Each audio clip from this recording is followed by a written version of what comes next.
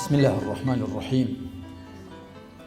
الحمد لله وصلى الله تعالى وسلم وبارك على رسول الله محمد وآله المهتدين بهداه من الصحب والأزواج والقرابة والتابعين لهم بإحسان إلى يوم لقاء الله. هەموو لایەک بەخێر بێن کە سوکاری سەربەرزی شەهیدان، دایکان، خوشکان، برایان. السلام عليكم ورحمة الله تعالى وبركاته. وسرەتا من دەستخۆشی دەکەم لە مەڵبەندی پێنج کە هەڵساون بەسازکردنی ئەم مەراسیمە بۆ ڕێزلێنانی کە سوکاری شەهیدان و دەربڕینی وەفاداریەکی دیکە بۆ شەهیدە سەربەرزەکانمان. بەو بۆنێشەوە من چەند قسەیەکتان عرض دەکەم. یەکەمیان ئەوەیە کە بێگومان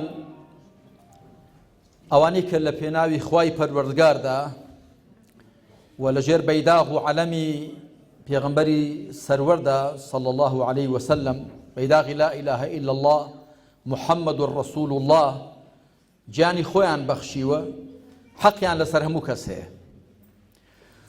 جا کە لەژێر ئەو بەیداغەدا مرۆڤ گیان دەبەخشێ، ئەگەر دیفاع بێ لە دینی کۆمەڵگاکەی، ئەگەر دیفاع بێ لە ژین، ئەگەر دیفاع بێ لە نیشتیمان، ئەگەر دیفاع بێ لە ماڵ و سامان، لە ناموس و کەڕامەتی خەڵک و میلەت، مادام ناوی خوای لێ هێندرا بێ و لەسەر ڕێبازی شەریعەت بێ و لەژێر بەیداغی لا إله إلا الله دا بێ، هەر کەسێک لەو ڕێوە بڕوا بە دەقی فەرمایشتی پێغەمبەر عەلەیهی سەڵات وسەلام شەهیدە.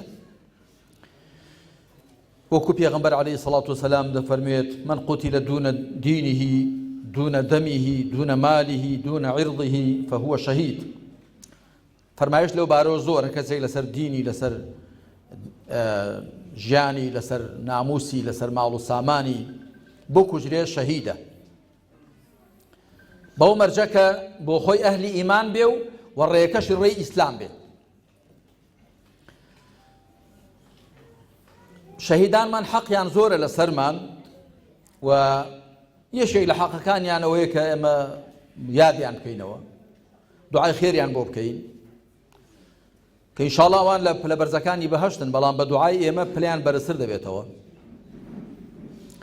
تەنانەت ئێمە سەڵات کە لە پێغەمبەر دەدەین صلی الله عليه وسلم بۆ ئەوەیە کە خوا پلەی بەرزتر کاتەوە. ئێمە لە دوای نوێژ، لە دوای بانگ دەڵێن: اللهم رب هذه الدعوة التامة والصلاة القائمة آت محمدا الوسيلة والفضيلة وابعثه مقاما محمودا الذي وعدته. ئەم دوعایە بۆ پێغەمبەر عەلەیهی سەڵات وسەلام دەڵێن: ئەی خوایە، خاوەنی ئەم بانگەوازە بەردەوامە و ئەو نوێژە بەرپا کراوە، بە موحەممەد ببەخشە وەسیلە و فەضیلە. وەسیلە پێغەمبەر عەلەیهی سەڵات وسەلام لە فەرمایشتێدا کە بوخاری و موسلیم هێناونە دەفەرمێ پلەیەکە لە بەهەشتێ تەنیا بۆ یەک لە بەندەکانی خوا دەبێ. بەرزترین پلەی بەهەشتەیە تەنیا بۆ یەک کەسی دەبێ. ومێد دەکەم ئەو کەسە من بم، بەو شێوەیە بۆم بپاڕێنەوە. فەضیلەش یعنی فەضیلەت و پلەی پایە بەرز. وابعثه مقاما محمودا الذي وعدته. ئەو پێگە ستایشکراوەی پێ ببەخشە کە بەڵێنت پێداوە. ئەو پێگە ستایشکراوە کامەیە؟ ئەوەیە کە ئەویش پێغەمبەر عەلەیهی سەڵات وسەلام لە فەرمایشتێدا کە بوخاری موسلیم دەهێنن دەفەرمێ: لە ڕۆژی قیامەتدا، ڕۆژی حەشر و حیساب کە مرۆڤەکان و جن هەمووی کۆ دەکرێنەوە بۆ لێپرسینەوە سزا و پاداشت، خەڵک زۆر ناڕەحەت بێ دەچن بۆ لای ئادەم داوا لە خوای پەروەردگار بکە، شەفاعەت بکە کە دەست بە حیساب و کتاب بکرێ. ئەو حەواڵەی نوحیان دەکەون و حەواڵەی ئیبراهیم و ئیبراهیم حەواڵەی موسا و ئەویش حەواڵەی عیسا، ئەویش حەواڵەی محەممەد عەلەیهی سەڵات وسەلام، سەڵات و سەلامی خوا لەسەر هەموویان بێ. جا پێغەمبەر عەلەیهی سەڵات وسەلام دەفەرمێ: لەو ڕۆژەدا من لەخوا داوا دەکەم کە ئەو پێ دەگوترێ مەقام الشەفاعەتی الکوبڕا، پێگەی شەفاعەتی مەزن، کە تەنیا پێغەمبەری کۆتایی محەممەد عەلەیهی سەڵات وسەلام ئەو پلە بەرزەی پێدەبڕدرێ. کەواتە ئێمە لە دوعا دەکەین بۆ پێغەمبەر عەلەیهی سەڵات وسەلام. بۆچی؟ کە خوا پلەی بەرزتر کاتەوە. وەوەکو وەفایەکی لەلایەنی ئێمە بۆ ئەو وەوەکو داوایەکیش لە خوای پەروەردگار کە پلەی بەرزتر کاتەوە. شەهیدەکانمان ئومێدمان وایە کە خوای پەروەردگار بە بەهەشتەکانی خۆی شادی کردبن. ئێمەش دوعای خێریان بۆ دەکەین. بەڕێزان خوشکان و برایان، زۆر جار باس دەکرێت فڵان ماڵە شەهید عەرزی نەدراوەتێ، فڵان ماڵە شەهید مەسەلەن ئەو گلێ هەیە، فڵان ماڵە شەهید ئەو گلێ هەیە. ئێمە ئەو گلەیانە هەمووی دەسەلمێنین بەگشتی. بۆچی؟ چونکە لە ڕاستیدا ئێمە لە سایە قەوارەیەکی سیاسیدا ژیان دەگوزەرێنین کە پڕە لە زوڵم و بێعەدالەتی، پڕە لە ناڕێکی، پڕە لە خزم خزمێنە و حیزب حیزبێنە و پڕە لە قۆرەخکاری و گەندەڵی. جا لە سایی حکومڕانیەکی ئاوادا تۆ چاوەڕێی چی دەکەی؟ غەیری ئەوەی کە زوڵم هەبێ و فەرق و جیایی هەبێ و قڕی و پڕی هەبێ و چینایەتی هەبێ. بۆیە گلەیەکە نایەتە سەر ئێمەی کە وەکو کۆمەڵی ئیسلامی. بۆچی؟ چونکە بە حەقیقەت ئێمە ئەوەندی شیرمان بڕیوێتی، ئەوەندی کە توانامان هەبووە داوامان کردووە و هەندێک حەق و حقوقیشمان وەرگرتووە، بۆ کە سوکاری شەهیدان و بۆ کەم ئەندامان و بۆ پێشمەرگە دێرینەکان و بۆ ئەندامانی خۆمان و پێی توانای خۆمان. بە تاکید ئێمە نەمانتوانێت هەموو ئەوەی کە حەقە وەری بگرین دەستەبەری بکەین هەروەندەمان لە توانەدا هەبووە. گلەیەکە لەگەڵ هی ئێمەش هەمووی خڕکەنەوە بەدمونچاوی ئەو حکوومەتەیدا بدەن کە لەسەر ئەساسی ئینتیمای حیزبی لەگەڵ خەڵکدا مامەڵە دەکات، نەک لەسەر ئەساسی مرۆڤبوون و هاوڵاتی بوون. جا من ئەو گلەیە تەنیا بۆ خۆمان ناکەم وەکو کۆمەڵی ئیسلامی، گلەیە دەکەم بۆ خەڵکی دیکەش کە لەبەرەوەی لە نێو حیزبێکدا نیە لەلایەن حیزبەکەی دیکەوە زوڵمی لێ دەکرێت. لە دەفەرێکە سەر بە حیزبێکی دیکەی غەیری ئەو دەفەرەیە زوڵمی لێ دەکرێت، بە هاوڵاتی پلە دوو سێ لە قەڵەم دەدرێت. جا ئەمنەوە مسلمان بێ یا نامسلمان بێ، نوێژکەر بێ یا نوێژنەکەر بێ، هەرچی بێ، کورد بێ یا غەیرە کورد بێ، ئەمن هەر بە زوڵمی دەزانم. ئێمە ئەوەی لەم وڵاتەداین بە پێی شەرعی خوا، بە پێی دینی خوا دەبێ وەکو مرۆڤ و هاوڵاتی مامەڵەیان لەگەڵدا بکرێت، نەک وەکو ئینتیمای حیزبی یا ئینتیمای دینی یا ئینتیمای نەتەوەیی یا ئینتیمای ڕەگەزی، وەکو مرۆڤ، وەکو بەشەر. بۆ خوا سبحانه وتعالى دەفەرمێ وەلەقەد کەڕەمنا بەنی ئادەمە، ڕێزمان لە ڕۆڵەکانی ئادەم گرتووە. ڕۆڵەکانی ئادەم هەر ڕەنگێکیان هەبێ، هەر زمانێکیان هەبێ، هەر نەتەوەیەکیان هەبێ، هەر ڕەگەزێکیان هەبێ، هەر دینێکیان هەبێ، ڕۆڵەکانی ئادەم هەموو ڕۆڵەی ئادەمن، دەبێ وەکو مرۆڤانێکی ڕێز لێژیرا و مامەڵەیان لەگەڵدا بکرێت. ئەو بەنسبەت ئەو خاڵەوە. ئێمە دیارە لە داهاتووشدا چی لە دەستمان بێ وەکو لە ڕابردوودا چی لە دەستمان هاتووە کردومانە بۆ دەستەبەرکردنی ماف و حەقی خەڵکی خۆمان، چ کەسوکاری شەهیدانمان، چ پێشمەرگە دێرینەکان، چ کەم ئەندامان، چ هەموو ئەوانەی کە لە نێو چوارچێوەی کۆمەڵی ئیسلامیدا خۆیان دەبینەوە کە ئێمە بە پلەی یەکەم لە بەرامبەر ئەواندا بەرپرسیارین و دوایی ئەوان لە بەرامبەر هەموو هاوڵاتیان و هاو نیشتیمانیانماندا بەرپرسیاری دیفاع لە مافەکانی ئەوانش دەکەین. خاڵێکی دیکەم ئەوەیە کە ڕوحی فیداکاری و خەباتژێڕی برای خوشکانی بەڕێز ڕوحێکە بەبێ ئەوە ئیسلامەتی و دینداری بە شێوەیەکی ڕێک و ڕاست ناکرێت.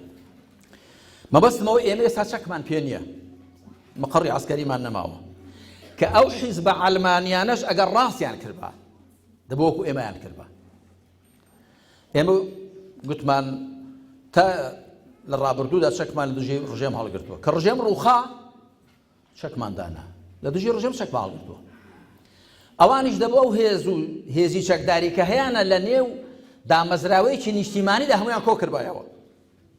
بۆی ئەو هێزی پێشمەرگەیە، پۆلیسە، ئاسایشە، هەرچی هێزی چەکدار، زێڕەفانی هەرچیە ئینتیمای هەبێ بۆ نیشتیمان، دامەزراوەیەک بێ هی هەموو خەڵک بێ، نەکی حیزبێکی دیاری کراوە کە ئەوان وایان نەکرد. بۆ 27 ساڵ 27 ساڵ دەچێت ئێمە خاوەنی ئەم قەوارەین تا ئێستا ئەویان نەکرد. بۆ نایکەن؟ لەبەرەوە ئەو هێزە عەسکەریە ئیشی ناشەرعیان پێیەتی، ئەگەر ناکاتی خۆم ئەگەر ئیشی شەرعی و قانونیت پێیەتی با دامەزراوە بێ، بەڵام ناتەوێ ئیشی ڕێک و تەماعی ئەوە تێدا هەیە بەکاری بێنی بۆ تەصفیە حسابات، یاوەکو ئاماژەیەکی سوور بێت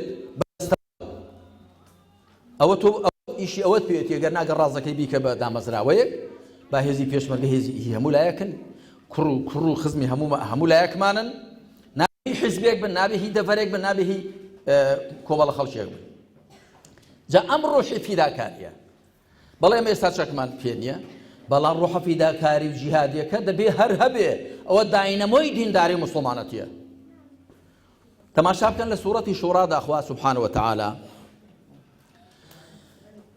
لە دووتوێ چەند ئاەتێکدا باسی دەست لە صیفەتەکانی ئەو کۆمەڵە دەکا کە ئەهلی ئیمانن سوورەتی شوڕا چێکە لە سوورەتە مەککەیەکان یعنی جارێ نەچوونە مەدینە و جیهاد و جەنگ فەرز نەبووە بە معنای جیهاد بە معنای جەنگ قیتال فەرز نەبووە گەنە جیهاد و تێکۆشان هەر هەیە خوای پەروەردگار لە ضیمنی ئەو دە صیفەتەدا کە بۆ کۆمەڵی مسلمان کۆمەڵی ئیمانداریان باز دەکا چییە؟ دەفەرمی والذین استجابوا لربهم وأقاموا الصلاة وأمرهم شورى بينهم ومما رزقناهم ينفقون والذين إذا أصابهم البغي هم ينتصرون ئەوە پێنج صیفەتن دیارە پێنج صیفەتی دیکەش هەندێکیان پێشتر و هەندێکیان دواتر باز دەکرێن دەفەرمێ ئیمانداران ئەوانن کە بەدەمبانگی پەروەردگاریانەوە چوون نوێژیان بەرپا کردووە کاروباریان بەڕاوێژە بە پرسوڕایە بە خۆسەپاندن و دیکتاتۆری نییە وەلەوەی کە پێمان داون دەبەخشن عیلممان پێداون ماڵمان پێداون دەسەڵاتمان پێداون جاهمان پێداون دەبەخشن سوود بە کۆمەلگا دەگەێنن صیفەتێکی دیکەیان والذین إذا أصابهم البغي هم ينتصرون و ئەوانەی کاتێک دەستدرێژیان کرایە سەر زوڵمیان لێکرا تۆڵەی خۆیان دەکەنەوە قبوڵی زوڵم ناکەن ئەوە لە مەککە ئەو ئاەتە هاتووە یعنی هەر مەککە و خوای پەروەردگار موسڵمانانی وا ڕاهێناوە دەبێت ڕۆحی بەرەنگاری و فیداکاریان هەبێت ئەم دینە بە خەڵکی مردەلۆخەی فەقیر حاڵەکەی دەست بە کڵاوی خۆی گرتووی ئاگرە سوورە لە خۆم دوورە گوتوو بەڕێوە ناچێت ئەم دینە دەبێت ڕۆحی فیداکاری پێبێت چەکت بە شانیەوە بیا بە شانەوە نەبێت ئەتۆ معەڕەزی بوو ئەوەی کە دژایەتی بکرێت هەندێک لە پێغەمبەر عەلەیهی سەڵات وەسەلام یاسر و سومەیە لە مەکە شەهید بوون هەندێکی دیکەیان بریندار بوون خۆ ئێستا لە میسر لە لیبیا لە تونس لە یەمەن لەکوێ لە زۆر شوێنی جیهانی ئیسلامی لە ڕۆژهەڵاتی ئاسیا موسڵمانانی گۆریەکان مسلمانانی میانمار خۆ هیچ چەک و لە سەنگەردانین و چەکیان پێ نییە کەچی هەر مسلمانەتەکەیان کراوە بە پاسابی ئەوەی کە بکوژرێن و ئیبادە بکرێن و قەشۆ بکرێن زوڵمیان لێ بکرێن وەکو خوا دەفەرمێ وما نقموا منهم إلا أن يؤمنوا بالله العزيز الحميد هیچیان لێ بە عەیب نەگرتن ئەوە نەبێت کە ئیمانیان هەبێ بە خوای زاڵی ستایج کراو کەواتە هەر ئیمان و ئیسلام بۆ ئەوەی کە کەسارێک دژایەتی بکەن بۆیە دەبێ هەمیشە بە ڕۆحی فیداکاریمان هەبێ بەڵام فیداکاری و بەرەنگاریەکە لەو شوێنەدا و لەو کاتەدا کە قیادەیەکی ڕەشید بڕیاری دەدا دەبێ بکرێت نەک هەر کەسێک ڕاست بە کوفی چەکەشێتە هەڵتۆقێ دوای حساب لە مسلمانان تێکدا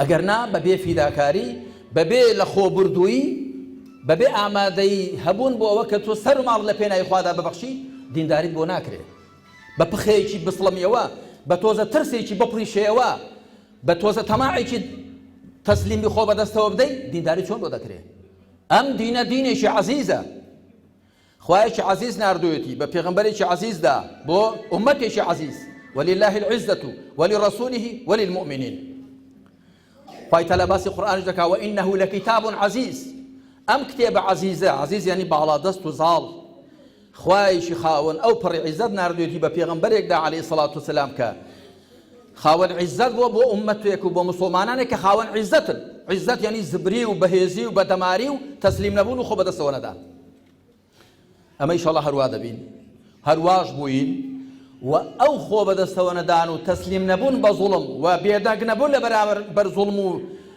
قۆرخکاری و گەندەڵیدا ئەوەیە وامان لێ دەکا باش بدەین جایمەوەکو چۆن سەربەرزیەکەمان هەڵوێست بەرزیەکەمان پێخۆشە دەبێت بە باشدانەکەش مرتاح بین نەک بڵێ ئەی بۆ ئەوت بۆ نەکەن بۆ ئەوت ئەخە بۆم ناکرێت کاتێ بۆمان دەکرێت تەسلیمی زوڵم بین تەسلیمی واقعی بین کە قەنەعەتمان پێنی و دژی دینەکەمانە دینەکەمان بۆ شەسپاندنی عەدالەت هاتووە بەڵام زوڵمیشی زۆر لەم وڵاتەدا بەرپا کراوە چۆن لێ بێدەنگ بین ئەگەر لێی بێدەنگ بین وەکو خەڵکێک لە بەرامبەر زوڵمدا بێدەنگ دەبێ حەق و سکوتێک وەردەگری حەقی بێدەنگی ئەمەش حەق و سکوت وەردەگرین بەڵام لە خۆمانی ناوەشێنینەوە لە دینەکەمانی ناوەشێنینەوە. لە کۆتاییدا جاریش کە بە خێراتنی هەموو لایەک دەکەم لە خوای پەروەردگار دەپاڕێمەوە ڕوحی شەهیدەکانمانی بە بەهەشتی خۆی شاد کردێ و پلیان بەرز و بەرزتر کاتەوە و کەسوکاری شەهیدە سەر بەرزەکانیشمان لە پیاوان و لە ئافرەتان لە برایان و لە خوشکان بە ورد و درشتەوە تەوفیقدا یارمەتی بدا هاوکاریان بکە کە ئەو ڕێبازەی شەهیدەکانیان لەسەری ڕۆیشتوون لەسەری بەردەوام بن بە دڵسۆزانە وەکو ئینشاڵڵا بەردەوام بوون و ئاگاشتان لە کوڕکشەکان بێ لە نەوەکانیان لە کوڕکشەکانیان هیچ شەهیدان بە شێوەیەک نەژێن شێوەیەک نەکەن کە پێچەوانەی ئەو ڕێبازە بێ کە بابیان یا باپیریان لە پێناویدا ڕۆیشت و شەهید بۆ خۆی بەخت کردووە. ئاگاتان لێیان بێەوە ئەمانەتی ئێوەن ئەوانەی کەماون و ئێمەش وەکو گوتم چی لە دەستمان هاتۆ کردومانەوە چی پێمان بکرێ دەیکەین و بە حەقیشی دەزانین. خوای پەروەردگاریش لەسەر ئەو ڕاستە شەقامەی خۆی بەردەواممان کە بەسەر بەرزیبمان هێڵێتەوە و تەوفیقماندا زیاتر لە دینەکەمان تێبگەین زیاتر پێوە پابەند بین و زیاتر ببینە هەوێنی دینداری و پاچی و چاچی لە وڵاتەدا ببینە هەوێنی چەسپاندنی عەدالەت و دادگەری لەم وڵاتەدا بۆی کە هەموو لایەکمان بەختەوەر بین خۆشبەخت بین هەم لە دنیادا سەربەرز بین هەم لە دوا ڕۆژدا سەرفراز بین. وصلى الله على محمد وعلى آله وصحبه أجمعين والحمد لله رب العالمين.